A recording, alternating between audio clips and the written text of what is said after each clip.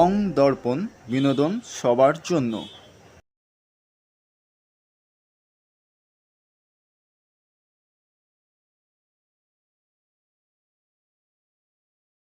ঢাকা দুটো হেডলাইট বেরিয়ে চলে গেছে, আর এই লাইট পোস্টটা মাথাটা বেরিয়ে হয়ে গেছে, তার মানে সে একটা যুক্তি দিয়ে ওটার একটা লস সৃষ্টি হতে পারে, না হতে পারে, এটাকে দর্শনের কথা বলতে গেস্ট গেস্ট বলতে অন্তর্সায়ী পরিকল্পিত রূপ, কোনো কিছু অন্তর্সায়ী পরিকল্পিত রূপ। এই ফর্মটার মধ্যে অনেক রকম পরিকল্পিত রূপ থাকতে পারে, উনি এরকম পরিকল্পিত রূপ দেখতে পেলেন। ছবিটা ছবি ফিক্সড ফর্মটা, কিন্তু তার মধ্যে তার কোনো সৃষ্টিতে এই ধরনের একটা ইন্টারপ্রিটেশন, এরকম একটা পরিকল্পিত রূপ দেখবেন। প্রথম তিনি কিছু দেখতে পারেন না, কোনো মানে তার মানে যুক্তি বুদ্ধি দিয়ে কোনো কিছুর সঙ্গে রিলেট করতে পারছেন না, এটা কি ওটা কি, তিনি একটা ভাবনার সঙ্গে রিলেট করে একটা মানে তৈরি করবেন। সেভাবে এটাকে দেখে এক একজন এক একভাবে ভাবতে পারে। একটা মানুষ সীমাবদ্ধতার মধ্যে একটা পড়েছে, গন্ডির মধ্যে আটকা আছে কোনো কিছু একটার মধ্যে, এবং তার চারপাশে কিছু মানে জিনিস যেন ধেয়ে আসছে, বা চারপাশের জগৎটা অস্পষ্ট, একটা চারপাশের জগৎটা একটা ছায়াময় একটা এই জগৎ, মানে আলো আধারি ভরা জগৎ, অস্পষ্ট জগৎ। আবার কেউ ভাবতে পারে এই প্লেটটা ভেসে চলেছে, তারপর সব জগতে সবকিছু ভেসে যাচ্ছে, মানুষের একটা বাবল, ওই প্লেটটার মধ্যে রয়েছে, ওইটাই অবলম্বন আসতে না ভেসে যাচ্ছে, এমন কেউ ভাবতে পারে। বাইরে যাওয়ার মানুষ একটা বাবলসের মধ্যে আছে, তার জগৎ জানাতে পারে এরকম, সেখানে সে খুব নিঃস্ব, মানে তার কাছে কিছুই নেই আসলে, এক একজন এক এক ভাবে শূন্য হাতে হাসি আসছে, শূন্য হাতে এরকম আছি একটা বাবলসের মধ্যে। আজকে আমি আবার পঞ্চভূতে বিলীন হয়ে যাবে হয়তো এটা প্রকৃতি, মানে পাতা পাতা দেখে মনে হচ্ছে এরকম হতে পারে। আবার আজকে আমি যেভাবে আমার কাছে ইন্টারপ্রেটেড হচ্ছে, কালকে আমি আরেকও ভাববো। এই কারণে বাস্তব থেকে কল্পনার দিকে যেতে গিয়ে মানুষ বিভক্ত মানে অ্যাবস্ট্রাকশন দিকে যাচ্ছে। অ্যাবস্ট্রাকশন দিকে যাওয়ার কারণটা এই ফ্লেক্সিবিলিটির জন্য, অর্থাৎ ছবিটা সবসময়ের জন্য নতুন হয়ে ওঠে। নতুন বলতে যদি ফটোগ্রাফ তৈরি, তো ওই মুহূর্তে যেমনটি ছিল তেমনটি হুবহু প্রকৃতির রূপ হলো। তার মধ্যে যে গেস্ট বা পরিকল্পিত রূপ অনুসন্ধানটা সীমিত হয়ে যাচ্ছে। কি বলেন গেস্ট? গেস্টল্ড, আচ্ছা, গেস্টল্ড GSTLD, গেস্টল্ড মানে কোনো কিছুর মধ্যে অন্তর্সায়ী পরিকল্পিত রূপ, ওর মধ্যে আমার পরিকল্পিত, হ্যাঁ TALD, গেস্টল্ড মানে কোনো কিছুর মধ্যে অন্তর্সায়ী, হ্যাঁ GES, গেস্টল্ড। তাহলে এটাকে আমি দেখছি, এর মধ্যে আমি একটা আমার কল্পনা দিয়ে এটার মধ্যে একটা ফর্ম খুঁজে পেলাম, যার বড়জনের কার্পেট এক্ষুনি আকাশে উড়ে যায় দুজনকে নিয়ে। আমার ভাবতে তো দোষ নেই, ওনাদের তো উড়ে নিয়ে যাচ্ছি না, কিন্তু একটা বাচ্চা ছেলে পড়লো ওইটা, আর এসেই সে ভাবলো আমি গল্পের মধ্যে থেকে সেই দুজন কাছে এখানে উড়ে যাবে। বাচ্চারা তো অনেক সময় কল্পনা আর বাস্তবকে একাকার করে ফেলে। তো সেইভাবে শিল্পীদের কল্পনাতে একরকম হতে পারে, যে কোনো জিনিসকে দেখে তার মধ্যে নানান পরিকল্পিত রূপ আমরা খুঁজে পেতে পারি। একই বিষয়কে নিয়ে যুগ যুগ ধরে বহু শিল্পী বহু ছবি এঁকেছেন। ধরুন Madonna, mother and child, Mary এবং যিশুকে নিয়ে কত শিল্পী কত যুগ ধরে এগিয়ে আসছে, কিন্তু বিষয়টা তো তাই মানে শিশু যিশু, কিন্তু প্রত্যেকটা শিল্পীর ছবি আলাদা। সেই শিল্পীদের আবার প্রত্যেকটা ছবি, ধরুন লিওনার্দো যেভাবে ভার্জিনালে রথ বা অন্যান্য ছবি এঁকেছেন, আবার র্যাফেল যখন এঁকেছেন, র্যাফেলের ছবিগুলো অন্য মাত্রায় তার মতো করে অনেক ধরনের টেস্টার দিয়ে তৈরি হয়েছে।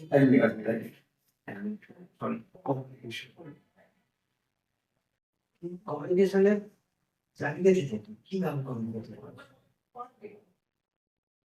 সেটা আসলে যখন র্যাপেলের ছবি দেখবো, প্রত্যেকটা র্যাপেলে তার একটা স্টাইলাইজেশন আছে, কিন্তু তার প্রত্যেকটা ছবি ইউনিক, কারণ প্রত্যেকটা ছবি তার মতো। আপনি খাবেন একটা ছবির সঙ্গে আরেকটা ছবি কবিতা শুষ্কম কাষ্ঠম তিষ্ঠতি অক্ষে আর নিরসতর বল পুরত ভাবি, এটা দুটোর মধ্যে বর্ণনা প্রথমতেই বেশি। এমনকি শুষ্ক কাঠের যে শুষ্কতা সেটা অনেক জঘন্য ভাবে প্রকাশ পেয়েছে আর খটখটে দেখে মনে হবে, কিন্তু এটার মধ্যে সেই বিষয় বর্ণনা বরং কম। তাও কাব্য হিসাবে কালিদাসেরটা নিরসতর বল এটা যেন আরো একটু বিষয়টাকে লাবণ্যময় করে। সঞ্চার করার ক্ষমতা রসটা ওদের নেই, আপনি যেটা বলছেন শিল্প রসটা আছে সবার শিল্পী রসের সম্ভাবনা তৈরি করেছেন, আর রসিকের মধ্যে সেই রসের উদ্ভব হচ্ছে। সেই রসটা কিন্তু শিল্প থেকে আসছে না। একটু আগে বিশ্লেষণ করছিলাম যে সেই রসের স্থানটা কিন্তু শিল্পীর অন্তঃকরণ, শিল্প নয়, শিল্পী নয়, রসিক রসের অবস্থান রসিকের মধ্যে। রসিক তার স্থায়ী ভাবটাকে শিল্পটার বাইরে প্রতীক, যেটা সে রসিকের মধ্যে ভাবের সঞ্চার করছে। সেই ভাবটা কিন্তু বাইরে থেকে রসিকের মধ্যে ঢুকছে না, বাইরের ছবি বা প্রকৃতি যা দেখছি সেটা একটা উৎসেচকের কাজ করছে, জাগিয়ে দেওয়ার কাজ করছে। যেমন কেমিস্ট্রি থাকে সেইভাবে ভাবটা যাচ্ছে, কিন্তু রসিকের ভেতরে যে স্থায়ী ভাব আছে সেটাই যাচ্ছে। কারণ দুজন রসিক থাকলে দুরকম ভাব যাবে, তার মধ্যে স্থায়ী ভাব যার মধ্যে যেভাবে সঞ্চার হওয়া সম্ভব সেভাবে যাবে। এই যে শিল্পের যে আস্বাদন, তার মূলে কিন্তু রস। এই বিশেষণটা ভারতবর্ষ দিয়েছে। এই বিষয়ে কিন্তু ভরতনাট্যশাস্ত্রে ভরতগুলি বলছেন নহি রসাদ হৃতে কশ্চিৎ অর্থ প্রবর্ততে, নহি রসিদ হৃতে রসাদ হৃতে। হৃত মানে কবিতা, পঙ্ক্তি, মানে সৌন্দর্য, কবিতা কাব্য, কাব্যের মধ্যে রস ছাড়া কোনোভাবে তার প্রকৃত অর্থ প্রবর্তন হয় না। অর্থাৎ কাব্যের প্রকৃত রস তার শব্দার্থে, তার রসে, তার ব্যঞ্জনা, রসের মধ্যেই তার প্রকৃত অর্থ। রসটা হল তৃতীয় অর্থ, শব্দার্থ বাক্যার্থের বাইরে তৃতীয় অর্থ। কারণ এখানে শুষ্কম কাষ্ঠম তিষ্ঠতি অর্থে নিরসতর বড় পুরত ভাগে কালিদাসে লেখা, দুটোর মধ্যে শব্দ চয়ন আলাদা, কিন্তু শব্দগুলো একই মানে দিচ্ছে, শব্দার্থগুলো প্রায় কাছাকাছি একই, শুক্রকাঠ সামনে পড়ে আছে, কিন্তু এর মধ্যে কাব্য নেই। কাব্যটা আছে তার যে ব্যঞ্জনা, তার যে তৃতীয় অর্থ, সিগনিফিকেন্ট মিনিং, সেটাতে। অর্থাৎ কালিদাসের রচনাটা নিরসিত পূর্ণত ভাগে, এটা হলো কি, এটা কাব্য হিসাবে শ্রেষ্ঠ হলো শুষ্কম কাষ্ঠম থেকে। কারণ ওইটা শুকনো কাঠ শুকনোই রয়ে গেছে, কিন্তু শুকনো কাঠের কথাটা বলতে কিন্তু তার মধ্যে রসের সঞ্চার হয়েছে। নিরসন বলার ভিতর দিয়ে রসের অভাব, তার মধ্যে এই অভাব কথা বলতে তার মধ্যে একটা লাবণ্যের সঞ্চার হচ্ছে, একটা সূক্ষ্মতম ভাবের প্রকাশ। কাব্যটা কোনটা? কাব্যটা তথ্য, আগের লেখাটা তথ্যপূর্ণ, তার মধ্যে ইনফরমেশনটাই আছে, জার্নালিস্ট যেটা পেপারে ইনফরমেশন দেওয়া হয়, কাব্যটা দেওয়া হয়। কাব্য আর ইনফরমেশন তফাৎটা হলো, আমাকে যদি বলে যে তোমার নাক কোনটা, আমি এইভাবে দেখালাম, এটা হলো কিন্তু ইনফরমেশন, স্টেট দেখিয়ে দিলাম। আর আমি যদি এমনি করে দেখাই তখন সেটা কাব্য হলো। এই অপ্রয়োজনীয় অহেতুকভাবে একটা ছন্দ প্রয়োগ করে একটা দৃশ্য তৈরি করে আমি দেখালাম, এটা আমাদের ভাবের সঞ্চয়, একটা হাস্যরসিক পরিবেশের মধ্যে এলো, কারণ একটা রসের সমন্বয় ঘটে। সেই কারণে এটা কাব্য। কাব্যটা সরাসরি বলা না, কাব্যটা সংকেত বলে বা ইঙ্গিতে কথা বলে। সেগুলো ভালো কাব্য হলো সেগুলোই, ভালো সৃষ্টি সেগুলি যেগুলোর মধ্যে রূপকের আশ্রয় নেওয়া হবে। যেমন বেদের পরে পুরাণ তৈরি হয়েছে, আমি এত বেদজ্ঞ নেই, আমি আমার মতো যেটা বুঝেছি সেভাবে বলি। বেদ তো দর্শন, মানে চূড়ান্ত সত্য। তাকে বেদের দর্শন চর্চা করে মনে হিসেবে যে সত্যকে পেয়েছে, বেদের মধ্যে সেগুলো আছে। এই দর্শন হলো খুব সূর্যের আলোর মতো প্রখর আকার সত্য, সেগুলো সেটা যখন যদি শাসন দিতে পারবে না, গ্রহণ করবে না, লোকে দিতে পারবে না, তো প্রথম দিন কয়েকজন শুরু, পরের দিন কম খালি হয়ে যাবে। কিন্তু সেটাকে গ্রহণযোগ্য করার জন্য পুরাণ তৈরি হয়েছে, একটা কাহিনীর ভেতর দিয়ে একটা সত্য বিতরণ দেওয়া হয়েছে। যখন এই কাহিনী এসে গেল, তখনই তার মধ্যে একটা রসের মাধ্যমে সেটা পরিবেশন হবে। যেমন কালিয়া দমনের একটা কাহিনী, যে কালিয়া নাগ ওই দহে পুষ্করের দিঘির মধ্যে রয়েছে, যারা পুরো নারীরা জল নিতে আসে, রাখাল গরুকে জল খাওয়াতে আসে, দংশন সব মরে যায়, মানে তার অতিষ্ঠ হয়ে গেছে, তাকে কোনোভাবে দমন করা যাচ্ছে না, মানে হিউম্যান ক্যাপাসিটি বাইরে চলে গেছে, তার অজস্র কণা, মানুষ তাকে ঠিক করতে পারে না।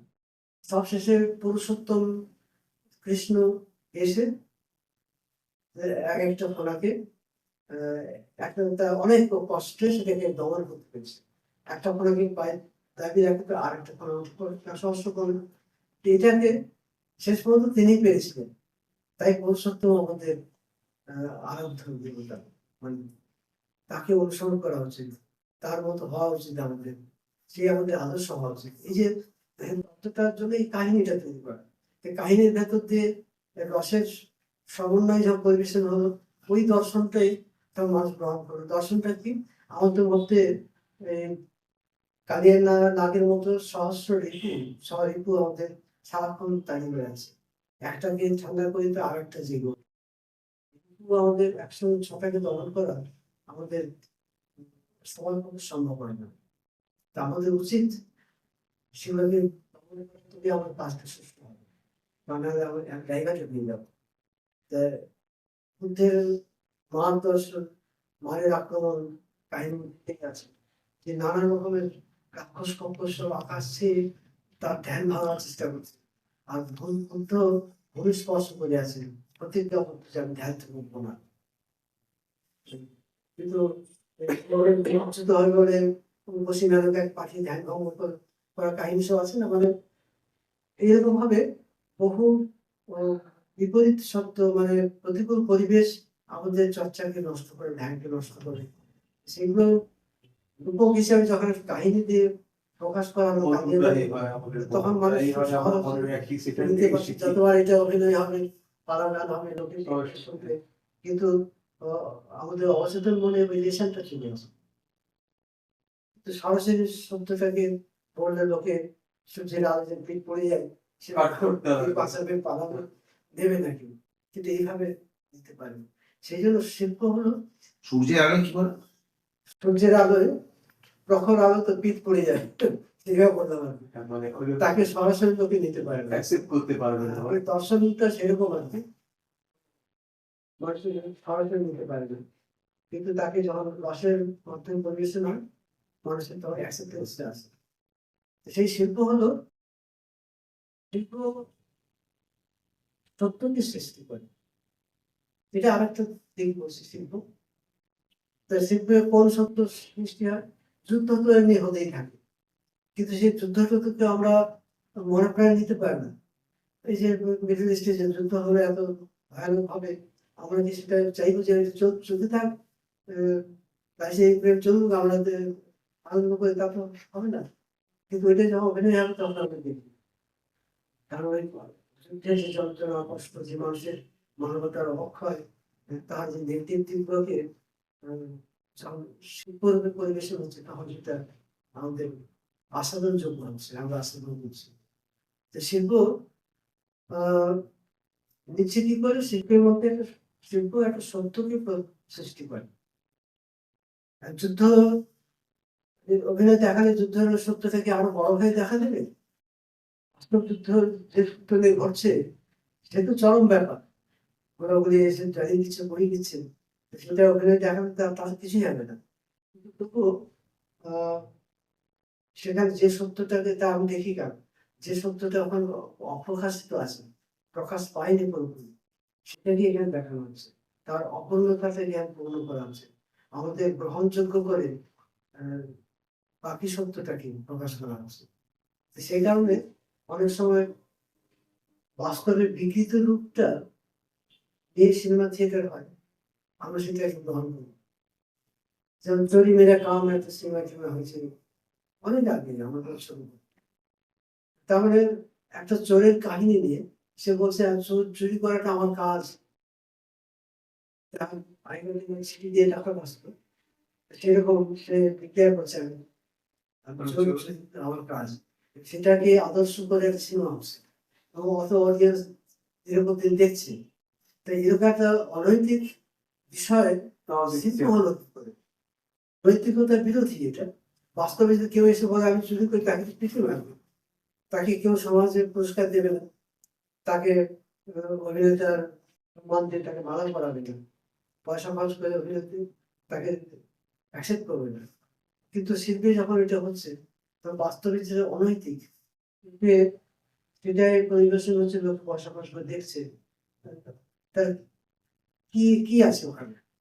আসলে শিল্প তার মধ্যে একটা সত্যকে সৃষ্টি করছে, সেখানে নৈতিকতা অনৈতিকতা সমাজের কার্যকারী হয়, শিল্পের ক্ষেত্রে কার্যকারী হয়। যারা হাস্য রস তৈরি করছে ওখানটাতে, একটা রসের হাস্য রস তৈরি করছে। রস মানে যে গ্রহণযোগ্য, আমাদের অ্যাকসেপ্টেবল ফর্মুলাটা নিয়ে গেছে, আমরা ওখান থেকে রস হিসাবে গ্রহণ করছি। চেষ্টা এরকম, মানে আমরা বাস্তবে কখনোই অ্যাকসেপ্ট করবো আর না। বাস্তবে আমরা নীতির ছাঁকনি দিয়ে সেটাকে বিচার করি, শিল্পে সেই ছাঁকনিটা নেই, নীতির ছাঁকনি নেই। যারা ব্রহ্মবাদী মানুষ, তাদের কাছে নীতিটাও ব্রহ্মের, অনীতিটাও ব্রহ্মের, সুন্দরটাও ব্রহ্মের, অসুন্দরটাও ব্রহ্মের, দুটোই, ভালোটাও ব্রহ্ম, মন্দটাও ব্রহ্ম, তার কাছে ভাব বিচার নেই।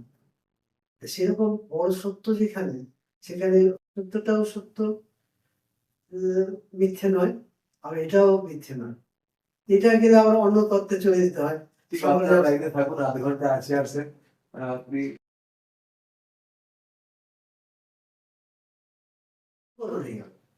শিল্পে অনুকরণটা গ্রহণযোগ্য নয়, এটা চিরকাল দার্শনিকরা বলেছেন।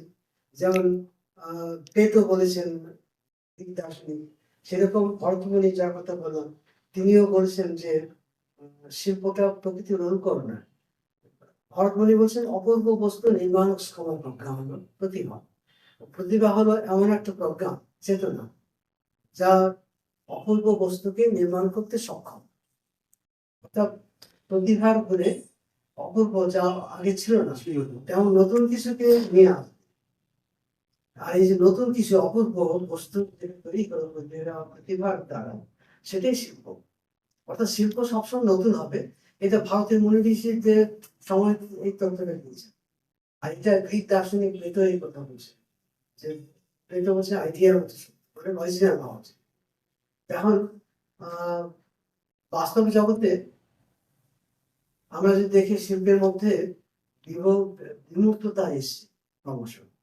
গ্রিক যুগ থেকে যদি ধাপে ধাপে ওয়েস্টার্নটাকে আমরা পর্যায়ক্রমিক ভাবে ধাপে ধাপে দেখি, ক্রমশ বিমূর্ততা এগিয়ে চলেছে বিমূর্ততার দিকে। এটাও বিমূর্ততার দিকে। এই বিমূর্ততার দিকে কেন গেল? এই যে অপূর্ব বস্তু, অপূর্ব বলতে আমি প্রকৃতির মধ্যে যেমন আছি তেমন তো অপূর্ব হলো না, ছিল প্রকৃতি, তার মধ্যে অপূর্ব করা হবে। মানে শিল্পে আমি এমন কিছু চাই যেটা চোখ মেলতে প্রকৃতিতে আমি দেখতে পাই না, এমন কিছুকে আমি চাই। সেই কারণে এই অনুকরণটাকে স্বীকার করা হয়েছে।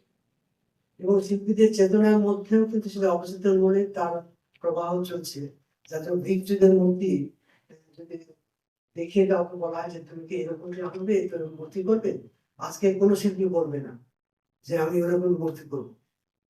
কিন্তু ওই মূর্তি যদি বলা হয় যে নিয়ে যাবে, তখন সবাই হ্যাঁ আমি বাড়িতে নিয়ে যাবো। বাড়িতে কালেকশন জন্য সবাই চাইবে, কিন্তু নিজের মূর্তি তৈরি করতে ওইরকম ওটা করবে না।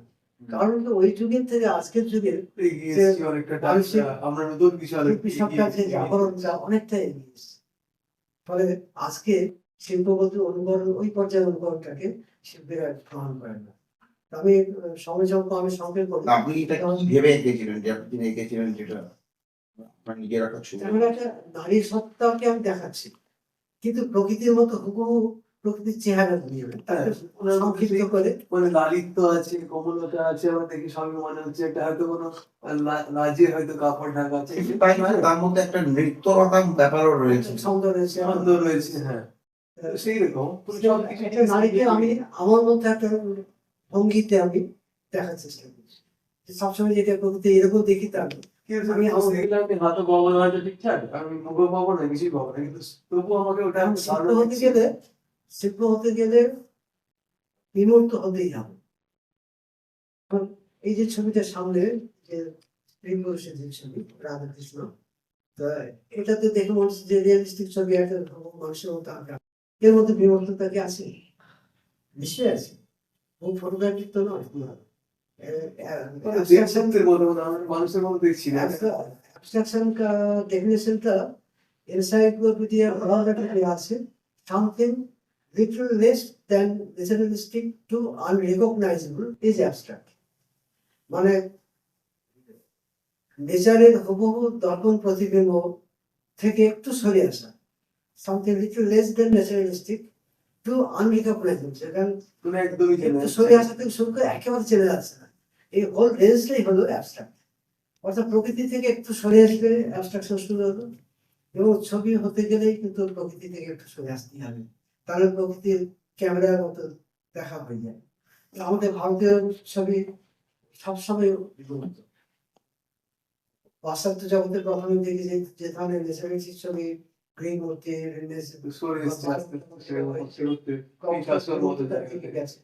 এবার আমি তিনটে পোর্ট্রেটের কথা বলি।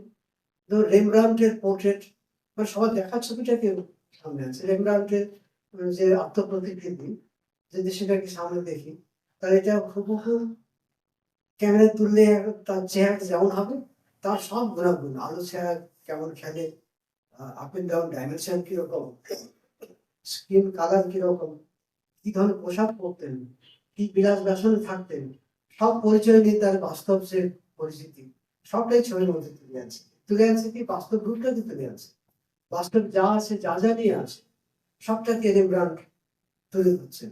তার মানে পুরোটাই সেটা বাস্তব অনুকরণ করেছে। নিজস্ব স্টাইলিশন একটা আছে, অন্য ছবির স্টাইলিশন অন্য শিল্পী স্টাইলিশন মিলবে না। আর এরপরে যদি দেখি যে রাজপুত পেন্টিং এর যে প্রতিকৃতি, রাজা রানী, এদের সব পোর্ট্রেট আঁকা হয়েছে, মানে এখানে রাজার ছবিতে যেরকম প্রায় এরকম ওই ধরনের বৈশিষ্ট্য নেই। এটাকে দেখে মনে হবে না যে বাস্তবের ফটোগ্রাফ, কারণ এখানে বাস্তবের পরিস্থিতি আছে, নাক মুখ, কিন্তু বাস্তবে যেমনটি আর সেই পরিমিতি নিয়ে, সেই মেজারমেন্ট নিয়ে এখানে নেই। শিল্পী তার মতো করে একটা কনস্ট্রাকশন করেছে, চোখটা চোখের জায়গা আছে, নাকটা নাকের জায়গা, কিন্তু হয়তো তার মতো করে রূপায়ণ করেছে, চোখটা টানা করেছে, ভুরুটাকে হয়তো বেশি রঙের করেছে, নাকের গঠনটা অনেক বেশি ঠিক অতটা হয় না, নাম যে গঠন, তার একটা গঠন শিল্পী তার মতো করে করেছে। তাহলে প্রকৃতিকে তার শিল্পী নিজের মতো করে গঠন করেছে। রবীন্দ্রনাথের পোর্ট্রেট যদি দেখি, রবীন্দ্রনাথের সেলফ পোর্ট্রেট, যেটা সেলফ পোর্ট্রেট বা মেয়ের করেছে না, একটা এরকম একটা মেয়ের ওনার যে সেলফ পোর্ট্রেট, এটাও তো একটা পোর্ট্রেট, এটাও তো একটা ক্যারেক্টার। কিন্তু রেমব্রান্ডের ছবি, মিনিয়েচার পেন্টিং এর পোর্ট্রেট, এটা রেমব্রান্ড এখানে অনেক বেশি ক্রিয়েটিভ হলো, মানুষ এটা দেখে বলছে মানুষের তৈরি, আর শিল্পী তার মতো করে এঁকেছে, প্রকৃতির মতো করে নয়। আর রেমব্রান্ডের ছবি, রবীন্দ্রনাথের ছবি যদি দেখি, সেখানে প্রকৃতির এত ফিচার্স নেই, প্রকৃতির এতটা সামঞ্জস্য নেই, যে গঠন সুষম, গঠন সামঞ্জস্য এখানে যতটা আছে। চোখটা তো পিকাসো মতো এখানে তুলে দেয়নি, নাকটাকে এখানে লাগিয়ে দেয়নি, প্রকৃতির অনেকটাকে এখানে দেখেছে। প্রকৃতি যেভাবে তার মুখের গঠনটা, স্কালের গঠন থাকে, সেটাকে অনেকটা শিখে রেখেছে। কিন্তু রবীন্দ্রনাথের ছবিতে তার থেকে আরো শুনেছে, এটা কিন্তু আমরা এইভাবে বিশ্লেষণ করি যে ওখানে একটা মানুষের ক্যারেক্টার, ব্যক্তিত্ব, তার চরিত্রটাকে হাইলাইটেড করা হয়েছে, তার যে সৌন্দর্য রূপের যে ঢালটাকে সরিয়ে দিয়েছে। রূপ, সৌন্দর্য, বাইরের চেহারা, বাহ্যিক গঠন গঠন আমাদের ভেতরে ব্যক্তি সত্তাকে আনয়ন করে। মানে এটা কিভাবে বোঝা যাবে? আমরা যখন বিয়ের জন্য মেয়ে দেখতে যাই, তখন রূপ মানুষকে প্রথমে আকর্ষণ করে, ভুলে যায় না। কিন্তু ব্যক্তি চরিত্রটার মধ্যে কি আছে সেটা কিন্তু দেখতে সব দেখা যায় না, আড়াল করে সম্ভব হয় না। সৌন্দর্য দিয়ে আড়াল করা হয়। আমরা সেই বাহ্যিক সৌন্দর্যের মধ্যে ইয়ে এবং যখন ব্যক্তি চরিত্রটা প্রতিকূল ভাবে ফুটে ওঠে, তখন বিচ্ছেদের জায়গায় পৌঁছে যায়। কারণ তখন তো ব্যক্তির সত্তাকে দেখা যায় না। তা আমাদের ব্যক্তি সত্তা দেখতে গেলে বাইরের চেহারা দিয়ে বসে যায় না, তার আভ্যন্তরের ব্যক্তির চরিত্র, ব্যক্তি সত্তা কি আছে, সেই ব্যক্তিত্বটাকে দেখার চেষ্টা করছে। বাহ্যিক সৌন্দর্যের যে ঢালটা ছবি যদি এইভাবে দেখি, তখন রবীন্দ্রনাথের ছবির আরেকটা মানে পাবো। নাহলে আমরা যখন ছোট দেখতাম, তখন রবীন্দ্রনাথের ছবি দেখে আমাদের মতো এই কি আছে মনে হতো। কিন্তু এখন শুধু যে ফরাসি দেশ তার প্রশংসা করছে তা না, তার মধ্যে আমরা এখন ভেবে তার কিন্তু তার যে গেস্টটা আমাদের মধ্যে খুঁজে পাবো, একদিনও খুঁজে পাইনি। কিন্তু রেমব্রান্ডের ছবি পাশাপাশি দেখা যায়, এখন মনে হয় না ওটার মধ্যে সৃষ্টি খুবই কোনোটাই অনুকরণ প্রায়, সৃষ্টিটা কম, কিন্তু শিল্পীর কন্ট্রিবিউশন তার সৃষ্টি। সেই কারণে যে বিমূর্ততার মধ্যে বাস্তবটাকে সরিয়ে দেওয়া, বাস্তবকে সরিয়ে আসা, যতখানি কতটা বাস্তব আর কতটা শিল্পীর অবদান। কিন্তু তার মধ্যে রস সৃষ্টি করার গুণটা থাকতে হবে, নাহলে তোমার বাস্তব থেকে সরে গেল, তোমার সত্যি সত্যি কমিউনিকেট করতে পেরেছি কিনা আমরা জানি না। হয়তো হয়তো সে তার কি বলবো না, শিল্পী যে কমিউনিকেট করতে পারে সবসময় তা তো হয় না। আমরা দর্শক হিসাবে আমরা সেটাকে আমরা কমিউনিকেট করবো। আমার ভেতরে যে ভাব কিভাবে সঞ্চারিত হচ্ছে, আমি সেটাই দেখি। এই যে কি অফ কমিউনিকেশন কথাটা এই জায়গায় চলে আসে, যে কমিউনিকেশনটা কিভাবে হয়।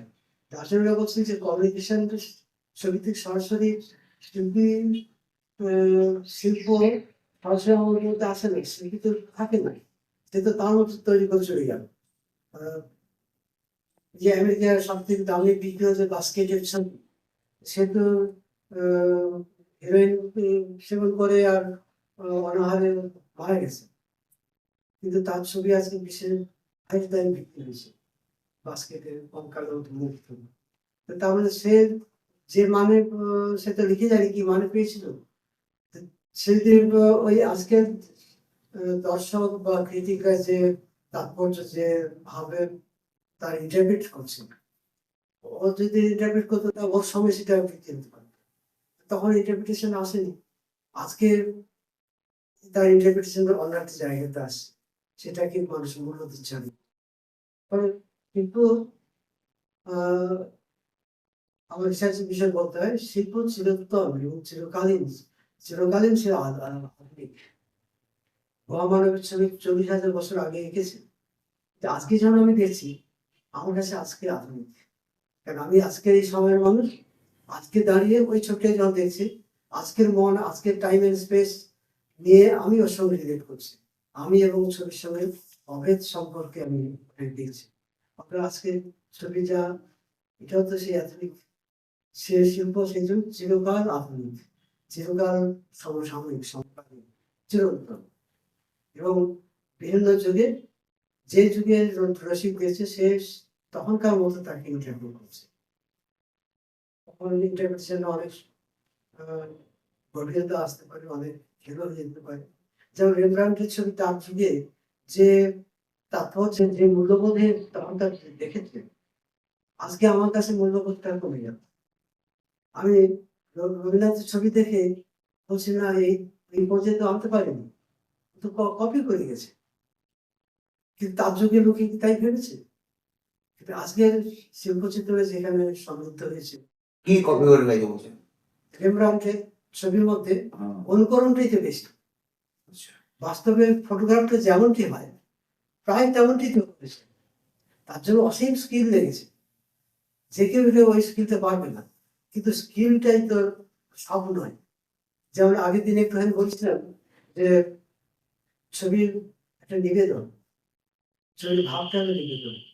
এই যে পুজোতে আয়োজন উপকরণ থাকে, এই উপকরণ আয়োজনটা দেবতার কাছে পৌঁছায় না, নিবেদনটা পৌঁছায়। আয়োজনটা পড়ে থাকে, মানুষ ওই প্রসাদগুলো মানুষ খায়, দেবতা খায় না, কিন্তু দেবতার কাছে ভক্তিটা পৌঁছে যায়। এটাই আমাদের বিশ্বাস। এবং দুর্যোধন কৃষ্ণকে দারুণ ভোজের জন্য আপ্যায়ন করলেন, বিশাল রাজকীয় আয়োজন। এবং সেই আয়োজন করতে গিয়ে দুর্যোধনের সেখানে মন প্রাণ, তার মধ্যে একটা আত্মতৃপ্তি, এত আয়োজন করতে পারার মধ্যে আত্মতৃপ্তি, তার সঙ্গে আত্ম অহংকার, আমি করতে পেরেছি আর কেউ পারেনি। আর প্যারালিক বিদুরের অত সামর্থ্য নেই, সে খুদ রান্না করেছে, বিদুরের খুদ বলো না, দিয়ে শ্রীকৃষ্ণকে মন প্রাণ দিয়ে আহ্বান করছেন যে আজকে আমার পৃথিবীর আর গ্রহণ করো। তো সেই নিবেদনটা ওখানে অনেক বড় হবে বলে এখানে কৃষ্ণ বিদুরের ক্ষুদ্র গ্রহণ করলো, ওই রাজকীয় ওই সব গ্রহণ করলো না, কারণ ওখানে আয়োজন বিশাল ছিল, অহংকার ছিল তাতে। হ্যাঁ অহংকার ছিল, কিন্তু তার নিবেদনটা ছোট্ট। আর এই নিবেদনটা মন প্রাণ উজাড় করে অনেক বড় আয়োজনটা ছিল। তা আয়োজন যখন বড় হয়ে যায় বিপদসঙ্গ হতে হয়, লক্ষ্য হারিয়ে যায় উপলক্ষের কাছে। তো শিল্পে এই উপলক্ষ যখন বড় হয়ে যায়, তার ফর্মটা যখন বড় হয়ে যায়, তার ভাবের জায়গাটা খুব ছোট হয়ে যায়। পিকাসোর গোয়েন্দিকা, যেখানে সারা বিশ্বে ওইরকম একটা শিল্প বিরল, ওইরকম মহিমান্বিত এবং প্রসিদ্ধ। যখন প্যারিস ফেয়ারে এটা এক্সিবিট হয়েছিল, তখন ওখানে ওই প্যারিস ফেয়ারে মেলাতে 10 লক্ষ অডিয়েন্স দেখেছিল ছবিটা। একটা ছবির অডিয়েন্স 10 লক্ষ আজকের দিনও ভাবা যায় না। এই পিকাসোর গোয়েন্দিকা ছবিটা 10 লক্ষ। তারপরে 19 বছর ওয়ার্ল্ড ট্যুর করেছে, বিশ্বের বিভিন্ন দেশে তাকে ঘোরানো হয়েছিল যে স্পেনের এই যে অত বড় একটা ক্ষয়ক্ষতি হয়েছে, এত মানুষ উদ্বাস্ত হয়েছে, এত প্রাণ হারিয়েছে, তার সমবেদনা এবং সাহায্য, তাদের প্রতিস্থাপন জন্য সাহায্য সংগ্রহ করার জন্য ওটা ওয়ার্ল্ড ট্যুরে 19 বছর দিয়েছে, প্রচুর সাহায্য পেয়েছে। কিন্তু বিশ্বযুদ্ধ একদিন থামাতে পারেনি, গড়াতে পারেনি। কিন্তু ছবি আঁকা শক্ত, মানুষের সঙ্গে কমিউনিকেট হয়েছে এবং প্রচুর সাহায্য পেয়েছে। তাহলে এই যে ছবিটার মধ্যে গৃহযুদ্ধের বিবরণ তো নেই, কিন্তু ওই যে ভয়ানক পরিস্থিতি, একটা ভয়ঙ্কর পরিস্থিতি, ক্ষয়ক্ষতি, মানুষের ধ্বংস, যন্ত্রণা, তার প্রতিবাদে ঘোরাটি করে একে তার প্রতিবাদ, সব মিলিয়ে টিলিয়ে অনেক অনেক উপকরণ আয়োজন করতে হয়েছে। তো অনেক এত আয়োজন করে ভাবে প্রকাশ করতে হয়েছে। কিন্তু এক একটা ছবি আছে ছোট্ট একটু আয়োজনে বিশাল বড় মানে বৃদ্ধি ছেড়ে দিতে পারে। যেমন আমি উদাহরণ দিয়ে মেয়েটা দিয়ে শেষ করি। জাপানের রাজা মানে অবনীন্দ্রনাথ একটা ছবি উল্লেখ করেছেন, লাবণ্য উপজাতিকে। সেখানে বলছেন জাপানের রাজা একটা শিল্পীদের আয়োজন করেছেন, আহ্বান করেছেন, কে তার দেওয়া বিষয়টাকে কত ভালো আনতে পারে তার কম্পিটিশন। বিষয়টা কি যে যুদ্ধ জয়ের পর ঘোড়া বিজয়ী সৈন্যকে পিছিয়ে করে দেশে ফিরে যেত, চারদিকে তখন বসন্তের পুষ্পিত ক্ষেত্র, তার মধ্য দিয়ে বিজয়ী সৈন্যকে ঘোড়া পিঠে করে নিয়ে দেশে প্রত্যাবর্তন, এটাকে আঁকতে দেওয়া হলো। তো প্রচুর শিল্পী আঁকলেন, রাজার আয়োজন, সেখানে যুদ্ধের বর্ণনা, অনেক যুদ্ধের সৈন্য সামন্ত, তার অস্ত্রশস্ত্র, ড্রাম পিঠে আসতে ঝমঝম করে, তার ছবি, বসন্তের দিগন্ত বসন্ত ফুল ফুটেছে তার ছবি, নানান ভাবে তার বর্ণনা, প্রচুর প্রচুর ছবি আঁকা হলো। কিন্তু রাজা সব ছবি দেখলো, দেখে পুরস্কার দিল, শ্রেষ্ঠ পর্যায়ে পুরস্কার দিল, যেখানে যুদ্ধ নেই, সৈন্য নেই, ঘোড়া নেই, ফুল নেই, বসন্ত নেই, কিচ্ছু নেই। ক্যানভাসের মধ্যে একটা ঘোড়ার খুরের চিহ্ন, আর সেখানে একটা প্রজাপতি বসে আছে। তো পিকাসোর ছবির এত আয়োজন দিয়ে স্পেনের গৃহযুদ্ধের ভয়াবহ পরিস্থিতিটা বোঝানোর চেষ্টা করছেন, কিন্তু স্পেনের গৃহযুদ্ধ কতটা প্রকাশ পেয়েছে এইখানটা, এখানকার পরিচ্ছিন্ন পরিচ্ছাপ আর প্রজাপতি এসে বসেছে। এখানে শিল্প ভাবটা কি বিরাট, কি বৃহৎ। আমরা যতই ভাববো, আমার সামনে ছবিটা নেই, আমার ছবি দেখতে পাচ্ছি না, কিন্তু ছবি দেখার দরকার নেই। এই বিষয় পড়ার সঙ্গে সঙ্গে আমার মনের মধ্যে যে ছবিটা আঁকা হচ্ছে, সেটা কিন্তু বিশাল। তার যে কন্টেন্ট, শিল্প ভাবটা অনেক বড় আমাদের মনের মধ্যে গড়ে উঠছে। যে প্রজাপতি কোথায় বসে, প্রজাপতির প্রয়োজন মধু, সে মধু এক বিন্দু মধুর জন্য ফুলের কাছে আসে, তার রূপ, সৌন্দর্য এবং গন্ধে আকৃষ্ট হয়ে দূর থেকে চলে আসে। ফুল আড়ালে থাকলেও গন্ধের সৌরভের সূত্রধার চলে আসে। তো সেই বসন্ত ক্ষেত্রে প্রজাপতির যে প্রয়োজন মধু, সেই বসন্ত বিলোপ হয়ে গেছে। এমনই যুদ্ধ জয়ের উল্লাস, আনন্দ, যে প্রকৃতিতে প্রজাপতির প্রয়োজনে একটা ফুল সেখানে নেই, তার সৌরভ মানে গন্ধ একটু লেগে আছে ওই ফুলের গন্ধ, ফুলটাও এসে গেছে, গন্ধটা রয়েছে, সেই গন্ধের সূত্রে প্রজাপতিটা এসছে। তার কি মর্মান্তিক একটা পরিণতি, একটা যুদ্ধ জয়। রাজার এই যুদ্ধ জয়ের বাসনাকে ধিক্কার করা হয়েছে এখানে। তোমার জয়টা কিসের জয়? সহস্র মানুষকে বৈধব্যে নিয়ে গেছে, সহস্র শিশুকে পিতৃ আঘাত করেছে, সহস্র মানুষকে গৃহহীন করেছে, করে জয় করেছে। মানে যতই ভাবতে থাকবে জয়ের নেগেটিভ দিকটা, ততই আমাদের মধ্যে ফেলে উঠবে সমুদ্রের মতো। এবং কিন্তু কিছু নেই এখানে, বসার জায়গা নেই। ওই ছোট্ট প্রজাপতি এক বিন্দু মধুর আশ্রয়, মধুর সম্ভাবনা সব বিলোপ হয়ে গেছে। একটু সম্ভাবনাটুকু নষ্ট হয়ে গেছে, সে খুঁয়ে বেড়াচ্ছে। ওইখানে বর্ণবে এখানে এসে বসে থাকতে দেখতে পায়, ফুল নেই, বসন্ত নেই, কিছু নেই। তাহলে এটা কি মর্মান্তিক পরিণতি আসতে পারে, শিল্পী কত দূর এই গেস্টলটা বিষয়ের যে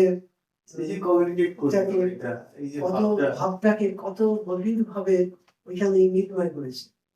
এই ছবিটা হুবহু বর্ণনাময় ছবি আঁকা হতো, সেখানে এই ভাবটা যতটা না ধরা যেত, যখন বর্ণনাহীন ভাবে একটা ইঙ্গিতে একটা ইঙ্গিতময় করে এঁকেছে, তাতে কি বিশাল ভাব।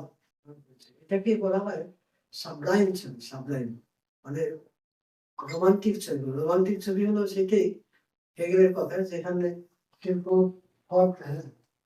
শিল্পের ফর্মটা ছোট্ট আর তার কন্টেন্টটা অনেক বড়, ফর্মকে ছাপিয়ে চলে আসে, কন্টেন্টটাকে ধরতে পারছে না। কন্টেন্ট মানে শিল্প ভাবটা এত বড়, ফর্মটাকে ধরতে পারছে না। মানে এটা কিরকম, জগন্নাথের চোখ, দুটো চোখ, দুটো যে সার্কেল, কিন্তু ওই সার্কেলটা জগন্নাথের যে সারমর্ম, তিনি অন্তর্যামী, তিনি আমাদের অন্তর বাহির সব ভেদ করে আমার সব দেখতে পাই, আমার পাস্ট প্রেজেন্ট ফিউচার সব জানেন উনি। তার দৃষ্টি প্রখরতা এত অন্তর্ভেদী, বুঝছেন? এটা ভুল চিহ্নে ওই চিহ্ন দিয়ে যেভাবে প্রকাশ করতে পেরেছে, আমাদের দৃষ্টি সার্কেলটার মধ্যে নেই। এই যে দুটো চোখ দিয়ে যে ভাবের প্রকাশ করতে পেরেছে, সেটা এই যে জগন্নাথ যে অন্তর্যামী, আমার সমস্ত কিছু দেহ মন, আমার স্মৃতি, পাস্ট প্রেজেন্ট ফিউচার সব ভেদ করে উনি দেখতে পান। আমার মধ্যে কি পাপ পুণ্য, আমার অতীত কি ছিল, সব উনি দেখতে পান। অন্তর্যামী, তার কাছে আমরা সমর্পণ করি যে আমরা এই অন্যায় করেছি, কি উনি ক্ষমা করবেন। প্রখর শিল্প ভাবে, বিশাল শিল্প ভাব ধরা পড়েছে। এটাকে হেগেলের কথায় বলে যে রোমান্টিক ছবি, যেখানে ফর্মটা ছোট্ট আর শিল্প ভাবটা অনেক বড়, ফর্ম তাকে ধরতে পারছে না। এই যে অবনীন্দ্রনাথের দেয়া এই যে ছবিটা, এই প্রজাপতি ফুলের মধ্যে বসে আছে, এটা সেরকম একটা রোমান্টিক ছবি, যার জন্য সব ছবিকে বাদ দিয়ে রাজা ওটাকে পুরস্কার দিল, ওটাকে শ্রেষ্ঠ করলো। কারণ এবার যদি ভাবি, রাজা কিরকম মানুষ ছিলেন? রাজা বিরাট রসিক মানুষ ছিলেন। তিনি তার যুদ্ধ জয়ে প্রশংসা পেতে ছবি আঁকতে দিয়েছে, প্রশংসার বিনিময়ে এই ছবি তার তিরস্কার করেছে, তাকে ধিক্কার দিয়েছে, তোমার কি জয়। অথচ রাজার তো অপমান বোধ করেনি। রাজার অপমান বা তার যুদ্ধ জয়ের যে নেগেটিভ দিকটা তুলে ধরলেও রাজা কিন্তু পেল একটা শ্রেষ্ঠ ছবি। এটাই রাজার শ্রেষ্ঠ পাওয়া।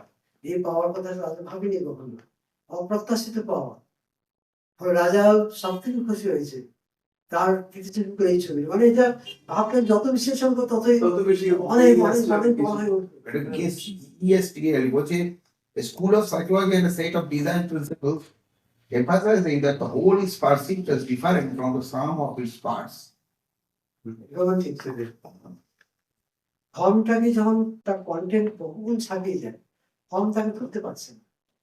মানে এই যে ছবিটার কথা শুনে আমাদের মধ্যে এই যে ভাবটা সঞ্চারিত হচ্ছে, ছবি নেই সামনে, কিন্তু এত বড় ভাবটাকে ওই গণক্ষুর আর হরিচিহ্ন আর প্রজাপতির এটাই এত বড় ভাব হয়ে গেছে। আমরা আরো যত ভাববো তত আরো ছবিটা বড় করে দেখবো, যে দেশটা জয় করলো, দেশের হাহাকারটা কিন্তু GES TALD. GES